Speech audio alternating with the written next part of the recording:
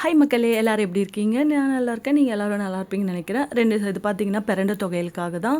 பிரண்டை எடுத்து கட் பண்ணி க்ளீன் பண்ணி வச்சுருக்கேன் பாருங்கள். நிறைய நார் இருந்துச்சு. நம்ம உடம்பு நல்லா இருக்கணும்னா இதெல்லாம் நம்ம கஷ்டப்பட்டால் மட்டும்தான் நம்ம உடம்பு நல்லா பார்த்துக்க முடியும். இது பார்த்தீங்கன்னா ஒரு லெமன் சைஸு புளி எடுத்து வச்சுருக்கேன், ஒரு தக்காளி, ஒரு கைப்பிடி அளவு சின்ன வெங்காயம். அதே மாதிரி பார்த்தீங்கன்னா பிரண்டை நல்லா எண்ணெயில் வதக்கிக்கோங்க. எவ்வளோ தூரத்துக்கு நீங்கள் எண்ணெய் ஊற்றி வதக்குறீங்களோ அவ்வளோ நல்லாயிருக்கும். இது பார்த்தீங்கன்னா தனியா, காஞ்சி மிளகா, சீரகம் வதக்கி வச்சுருந்தோம்ல, அதையும் மிக்ஸி ஜாரில் போட்டு கோஸாக அரைச்சிக்கிட்டு அதோட பிரண்டையும் நம்ம அரைச்சிக்கணும். அந்த பிரண்டை வந்து வதங்கினதுக்கப்புறம் சும்மா நம்ம கையில் பிடிச்சி பார்க்கலாம். அது நல்லா வதங்கியிருக்கா இல்லைன்னு கண்டிப்பாக தெரியும். ரெண்டாக இதாகும்.